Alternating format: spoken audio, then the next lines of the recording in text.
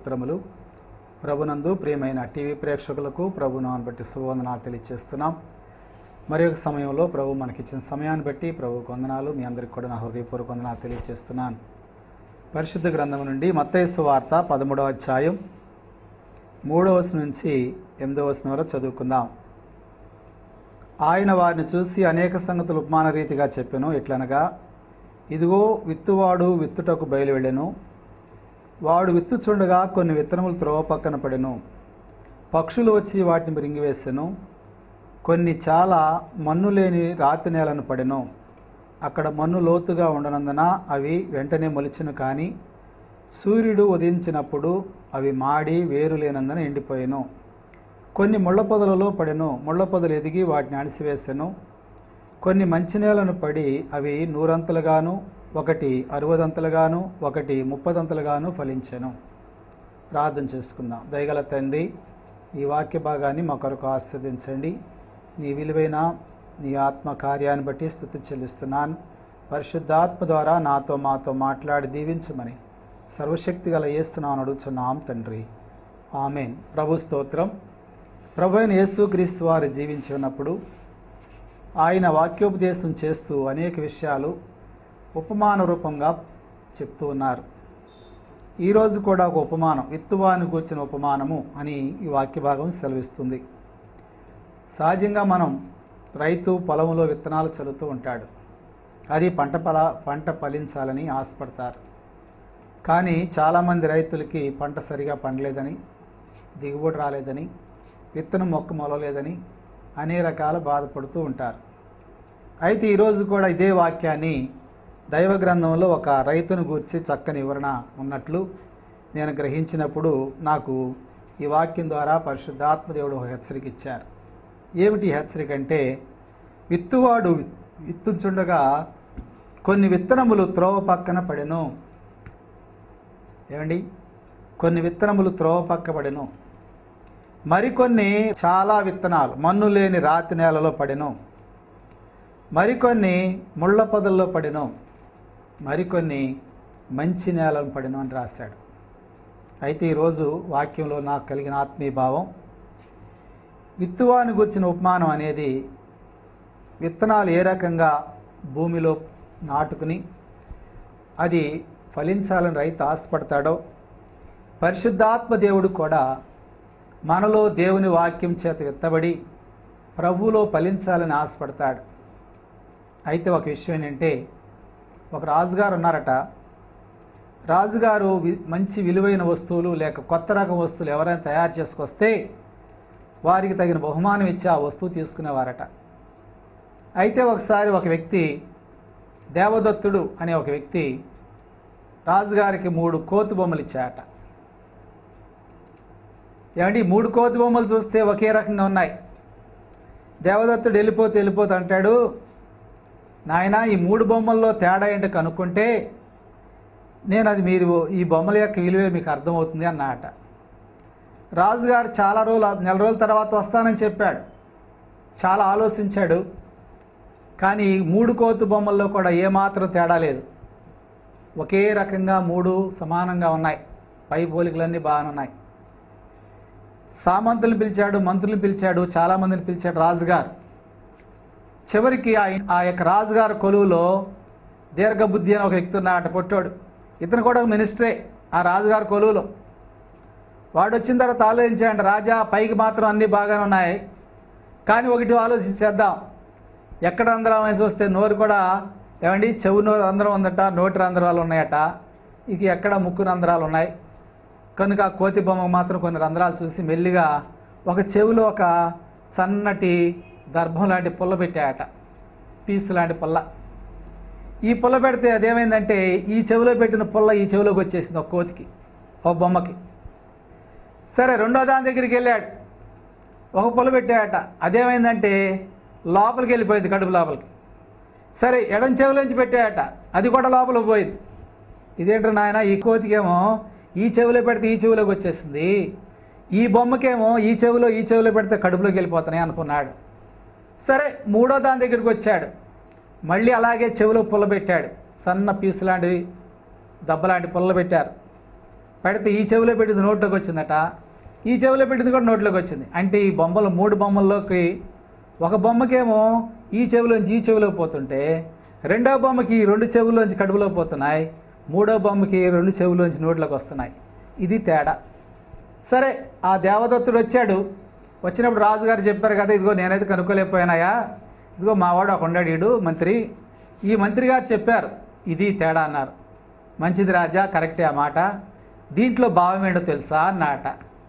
అది అర్థం కాలేదు, నువ్వు ఎందువల్ల ఈ యొక్క బొమ్మలు తయారు చేసావో చెప్పు అన్నట. చాలామంది మంచి మాటలు, నీతి మాటలు, దేవుని మాటలు వింటారండి, ఈ చెవిలో ఈ చెవిలో వదిలేస్తారు, వాళ్ళకి ఏ మనసు పెట్టవు అన్నారట.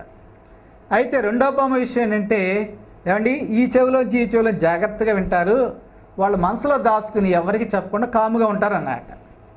మూడో విషయం ఏంటంటే, ఈ ఆరాగా జాగ్రత్తగా విని మూడవది అందరికీ ప్రకటిస్తుంది, ఎందుకంటే నోట్లోంచి దాచుకోలేక బయటకు ఎక్కేస్తాను. మంచి బొమ్మలు తయారు చేసావని చెప్పి, ఈ 3 బొమ్మల ద్వారా మంచి నీతి కథ చెప్పావని చెప్పి ఆ రాజుగారు ఆ వ్యక్తికి మంచి బహుమానం ఇచ్చాడు. ఆ బొమ్మలు 3 తీసుకున్నాయట. దేవుని స్తోత్రం. ఇలాగే దేవుని వాక్యం కూడా విత్తువాని గురించిన ఉపమానం. కొన్ని విత్తనాలు త్రోవ పక్కన పడిపోయినాయని మనం విన్నాం. నిజమే, త్రోవ పక్కన పడిన విత్తనం ఏమైపోతుందంటే ఒక రకంగా నేలకు టచ్ అవ్వటం కష్టం, పైగా పక్షులు వచ్చి పై కనపడిన విత్తనాలను చూసి వెంటనే ఎత్తుకుపోతాయి అని కూడా యేసయ్య స్వయంగా చెప్పారు. కనుక మత్తయి సువార్త 13వ అధ్యాయం కనుక 19వ వచనం చూసినప్పుడు, ఎవడైనను రాజ్యమును గూర్చిన వాక్యం వినియు గ్రహింపకుండగా దుష్టుడు వచ్చి వాని హృదయంలో ఎత్తుకుపోతున్నాడు. అదే విషయాన్ని మార్కు సువార్త 4వ అధ్యాయం 15వ వచనం చూసినప్పుడు, వాక్యం వానిలో విత్తబడును కానీ సాతాను వచ్చి ఎత్తుకుపోతుందని రాశాడు. నేను అనుకుంటాను, విత్తబడిన విత్తనం, చల్లని విత్తనం పక్షి ఆహారం కోసం ఆశపడుతుంది. నిజమే, ఎందుకంటే అప్పుడు దాకా ఎండాకాలం ఎక్కడా విత్తనాలు దొరకలేదు. ఈ రైతు కొంచెం ఎప్పుడైతే వర్షం చల్లి పడిందో వెంటనే ఆ విత్తనాలు చల్లటం చూసినప్పుడు పక్షి ఎక్కడ దొరుకుతున్న ఆహారం చెప్పి ఎత్తుక్కుంటూ ఉంటుంది. ఆ చిన్న విత్తనం కోసం పక్షి ఎత్తుక్కుంటూ ఉంటుంది. కనుక ఎక్కడ దొరుకుతుందా అని చూసి ఆ విత్తనం ఎత్తుకుపోతుంది. అనగా త్రోవ పక్క పడిన విత్తనం. ఎవరైనా సరే దేవుని రాజ్యమును గూర్చి విని గ్రహించకుండా లక్ష్య పెట్టకుండా ఉంటే, ఈ బొమ్మ చెప్పినట్టుగా ఈ చెవులో ఈని ఈ చెవులో వదిలేసినట్టుగా చాలామంది ఈనాడు దేవుని వాక్యాలు రోజు వింటున్నారు.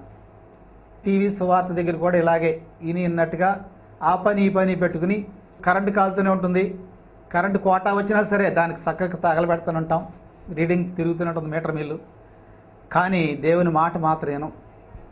కనుక ఈ వాక్యం నిష్ప్రయోజనం అయిపోతుంది. ఎందుకంటే హెబ్రీ గ్రంథం పత్రిక 4వ అధ్యాయం 2వ వచనం చూసినప్పుడు, వాక్యం వినిన వారితో విశ్వాసంతో కలిసి ఉండకపోవటం వల్ల ఆ వాక్యం వ్యర్థమైపోతుంది అని చెప్పి హెబ్రీ గ్రంథకర్త తేటగా సెలవిస్తున్నాడు. దేవునికి స్తోత్రం. రెండో విత్తనం చూద్దాం. ఈ విత్తనం ఎలాంటిదంటే, చాలా విత్తనాలు మన్ను లేని రాతి నేలలో పడ్డాయి. మన్ను లేని రాతి నేల ఎలాంటిదంటే లోపల చెమ్మండదు సరిగా. ఏమండి, లోతు ఏరు నాటుకుంటాకి గట్టి స్థానం వచ్చేస్తుంది. కనుక ఇక్కడ కూడా ఈ విత్తనం కూడా మొలిసినాయి, కానీ సూర్యుడు ఉదయింపగానే అది మాడిపోయినని చెప్పి రాయబడింది.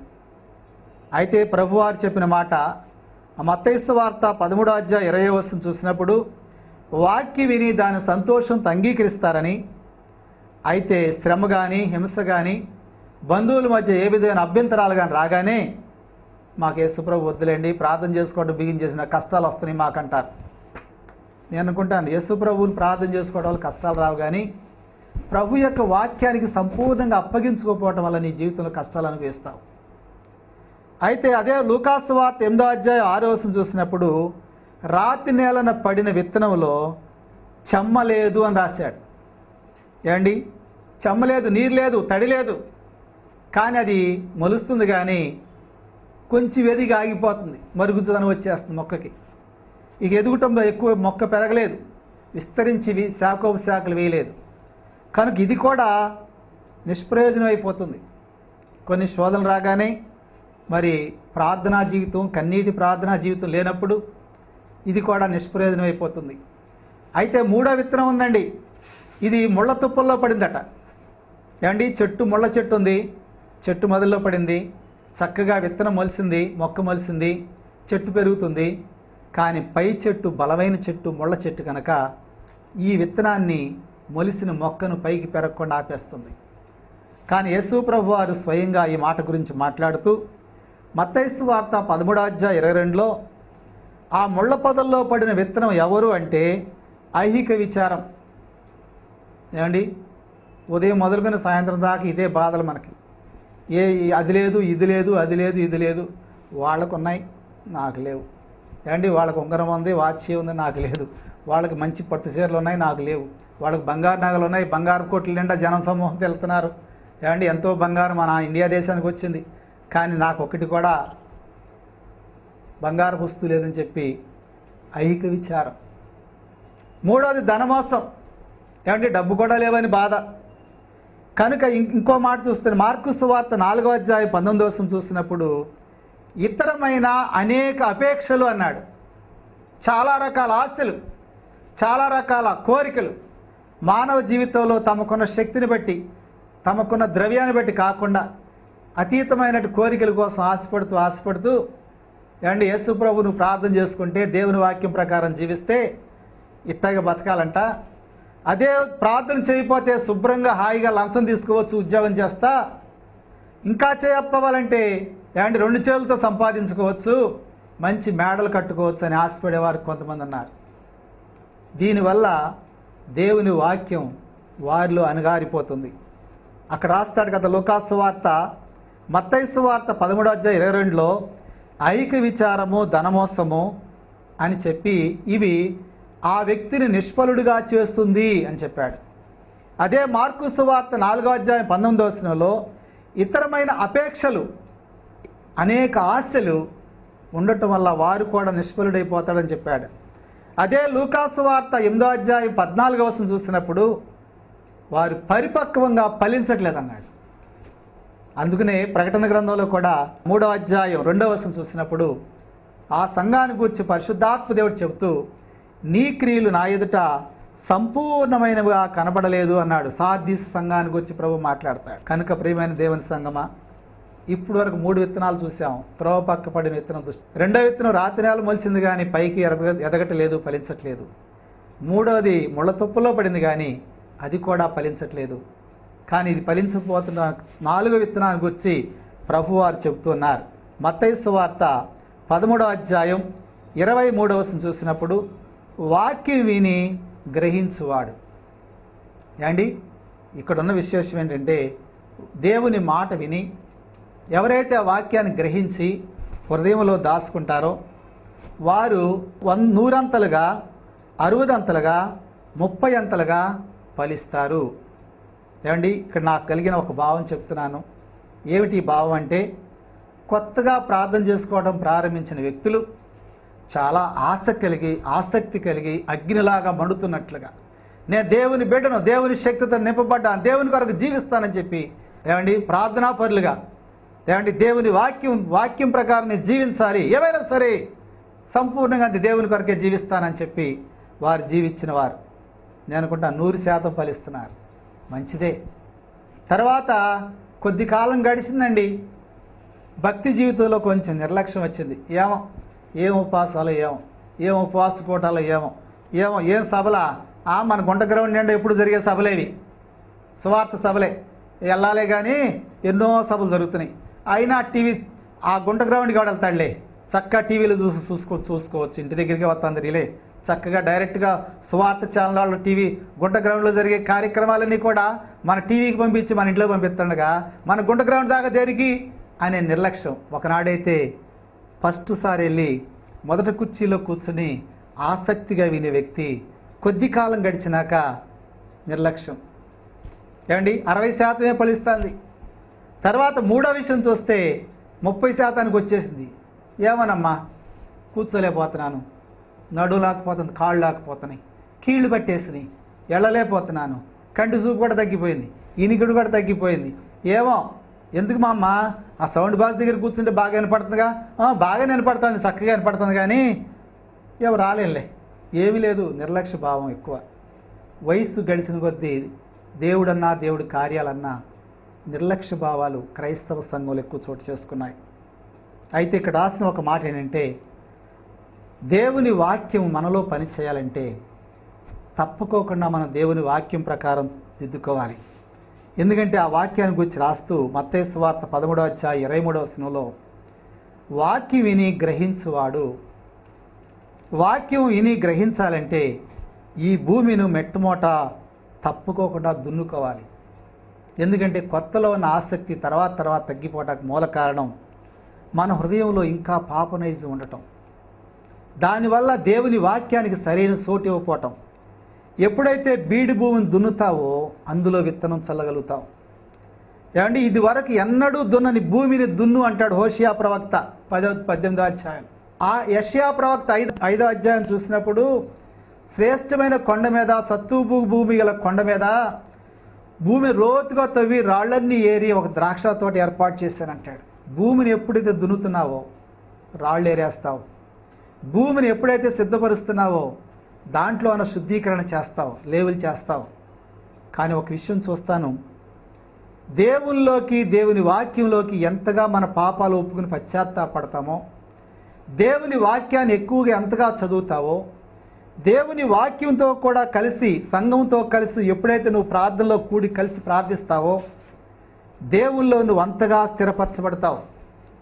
ఎఫెసీ పత్రిక 3వ అధ్యాయం 14వ వచనం నుంచి 21వ వచనం వరకు చూస్తే అక్కడ రాస్తాడు కదా, మీరు అంతరంగ పురుషుని యందు శక్తి కలిగి ఆయన ఆత్మ వల్ల బలపరచబడినట్లుగాను, క్రీస్తు మీ హృదయంలో విశ్వాసం ద్వారా నివసించినట్లుగాను తన మహిమైశ్వర్యం చొప్పున మీకు దయచేయవలనియు, మీరు దేవుని సంపూర్ణత యందు పూర్లగునట్లుగా ప్రేమ యందు వేరుపారై స్థిరపడి సమస్త పరిశుద్ధులతో కూడా దాన్ని వెడల్పు, పొడుగు, లోతు, ఎత్తు ఎంతో గ్రహించుకున్నటకు, జ్ఞానమునకు మించిన క్రీస్తు ప్రేమ తెలుసుకున్నట్టు తగిన శక్తి గలవారు కావాలనియు ప్రార్థిస్తున్నాను. దేవుని వాక్యం విని దాన్ని గ్రహించటం వేరు, వాక్యం ప్రకారం సంఘంతో కూడి కలిసి ప్రార్థన చేసిన సంఘం విధానం వేరు, ఒంటరిగా ఇంటికాడు ఉండి ఉన్న విధానం వేరు. ఏమండి, టీవీ ముందు కూర్చుని దేవుని వాక్యం విని చక్కగా బాగా చెప్పారండి, వాక్యం బాగా మంచి పాస్టర్ గారు బాగా చెప్పారు, మంచి ఆత్మీయ భావాన్ని ఇచ్చాడు, నాకు కావాల్సిన ఆత్మీయ సత్యాన్ని ఇచ్చాడు, ఈరోజు నా బాధ తీరిపోయింది, నా శ్రమ తీరిపోయిందని, నా కన్నీరు పోయింది, నా దుఃఖం పోయింది అనుకునేవారు ఉంటారు. నేను అనుకుంటాను అది తప్పు కాదు, కానీ ఈ వాక్యం నీలో ఫలించాలంటే, నీలో నాటబడాలంటే నువ్వు తప్పకుండా ప్రార్థన చేయాలి. ఏకాంత ప్రార్థన నువ్వు చేయాలి. ఏకాంత ప్రార్థనే కాదు, సంఘంతో కూడా కలిసి ప్రార్థించాలి. హల్లెలూయా. ఎప్పుడైతే సంఘంతో కలిసి ప్రార్థిస్తావో ఆ వాక్యం అనే విత్తనం నీ హృదయాంతరంగంలో ప్రవేశిస్తుంది. హృదయాంతరంగంలో ప్రవేశించడం ద్వారా వాక్యం ప్రకారం జీవించడానికి పరిశుద్ధాత్మ దేవుడు కృపిస్తాడు. యేసుక్రీస్తు ప్రభువారు కూడా పునరుద్ధరణే లేచిన తర్వాత అపోస్తుల కార్యములు 1వ అధ్యాయం చూసినప్పుడు, మీరు యెరూషలేము నుంచి వెళ్ళొద్దు, పైనుండి పరిశుద్ధాత్మ శక్తి పొందు వరకు కూడా మీరు యెరూషలేములో నిలిచి కనిపెట్టమని చెప్పాడు, వాగ్దానం ఇచ్చాడు. అప్పుడు 120 మంది కలిసి 10 రోజుల పాటు ఆ గదిలో ఉండి ప్రార్థన చేశారట. దేవుని ఆత్మ రాలా. ఇదేంటి అని చెప్పి పేతురు గ్రహించుకున్నాడు. మనలో 12 మంది శిష్యులు ఉండాలి, అందులో 11 మందే ఉన్నాం, కానీ మిగతా వాడు ఒకడు పోయాడు, వాడు చనిపోయాడు, ఇస్కరియోతు యూద. కనుక అది పూర్తి చేద్దామని చెప్పి పూర్తి చేసి ప్రార్థన చేసినప్పుడు పరిశుద్ధాత్మ శక్తి పొందుకున్నాడు. అక్కడ ప్రభు చెప్పిన మాట అపోస్తుల కార్యములు 1వ అధ్యాయం 8వ వచనం, ఆయనను పరిశుద్ధాత్మ మీ మీదికి దిగి వచ్చినప్పుడు మీరు శక్తి పొందుదురు గనక మీరు యెరూషలేములోను యోదయ సమరయ దేశములు అన్నంతటా భూదిగంతాల వరకు నాకు సాక్షులైందని వారితో చెప్పెను. పరిశుద్ధాత్మ దేవుని శక్తి కొరకు ప్రార్థించకుండా, దేవుని సందులో మనం కనిపెట్టి ప్రార్థించకుండా ఉన్న సంఘం సంపూర్ణమైన స్థానం కాదండి. నువ్వు వ్యక్తిగతంగానే ఉన్నాను అనుకోవచ్చు. నేను అనుకుంటాను ఎప్పుడు కూడా సహవాస ప్రార్థన, సంఘ ప్రార్థన మన జీవితాలకు చాలా విలువైన పట్టుకొమ్మ లాంటిది. మన ఆత్మీయ జీవితంలో ఏమండి ఒంటరిగా ఉంటే నీకు ప్రార్థన నడిచినట్టు ఉంటుంది. 10 మంది కలిసి మేము గుంటూరు పట్టణంలో దేవుని కృపను బట్టి ఆనందపేటలో కలిసి కూడి ప్రార్థిస్తున్నప్పుడు చాలామంది ప్రియులు సహోదరులు కలిసి వారు ఒంటరిగా ఉన్నప్పుడు ప్రార్థన వేరు, మాతో కలిసిన తర్వాత, సహవాసంతో కలిసిన తర్వాత వారి జీవితంలో పొందుకున్న విలువలు, వారు ఈనాడు చేసిన ప్రార్థనలు చూస్తుంటే చాలా విలువైన ఆత్మతో, పరిశుద్ధాత్మ సహవాసంతో ప్రార్థన చేసిన వారు కనపడతారు. నేను ఒకటే అంటాను, ఒకనాడు ప్రార్థన చేయడం రాదు మాకు, కానీ దేవుడు మాకు ఇచ్చాడని చెప్పి వారు అన్నప్పుడు నేను దేవుని స్తుతిస్తాను. ఎందుకంటే ప్రియమైన దేవుని సంగమా, మనము వాక్యమును వినాలి, ఆ వాక్యాన్ని స్పష్టంగా గ్రహించాలి. అంతవరకే కాదు, మార్కు సువార్త 4:20 చూసినప్పుడు వాక్యం విని దాన్ని అంగీకరించువాడు అన్నాడు. ఏమండి, మార్కు సువార్త 4:20 వాక్యం విని దాన్ని అంగీకరించువాడు ఒకడు 30 అంతలు ఫలిస్తాడు, ఒకడు 60 అంతలు ఫలిస్తాడు, ఒకడు 100 అంతలు ఫలిస్తాడు. అంటే అండి, వాక్యం విని దాన్ని గ్రహించువాడు 100 అంతలుగా, 60 అంతలుగా, 30 అంతలుగా ఫలించి 100, 60, 30లో దిగిపోయాడు. కానీ వాక్యం విని దాన్ని అంగీకరించేవాడు, మార్కు సువార్త 4:20 చెప్పిన మాట, వాక్యం విని దాన్ని అంగీకరించేవాడు ముందు 30 అంతలే ఫలించాడు, తర్వాత 60 అంతలు ఫలించాడు, తర్వాత 100 అంతలుగా ఫలిస్తున్నాడు. హల్లెలూయా. మొదటి ఆసక్తి కన్నా కడపటి ఆసక్తి కూడా సంపూర్ణంగా ఉండాలి. మొదటి ప్రేమ కడవరకు నింపుకోవాలి. ఆది సంఘంలో కూడిన సంఘ బిడ్డల యొక్క ప్రేమ, ఆ పరిశుద్ధత, వాళ్ళ ప్రార్థనా జీవితం వాళ్ళ జీవితాలను సంపూర్ణంగా నింపిందండి. అందుకనే యోహాను లూకాసు వార్తలైతే 8:15 చూసినప్పుడు మంచి నేలన పడి 100 అంతలుగా ఫలించెను. మత్తయి అయితే 100 అంతలు, 60 అంతలు, 30 అంతలు అన్నాడు. మార్కు సువార్త అయితే 30 అంతలు, 60 అంతలు, 100 అంతలు అన్నాడు. కానీ లూకా అయితే ఒకేసారి 100 అంతలు ఫలించామన్నాడు. నేను దేవుని స్తుతిస్తాను. యోగ్యమైన మంచి మనసుతో నువ్వు వాక్యం ఒప్పుకుంటే, దాన్ని అవలంబించినప్పుడు ఓపికతో నువ్వు ఫలిస్తావు, 100 అంతలు ఫలిస్తావు. హల్లెలూయా.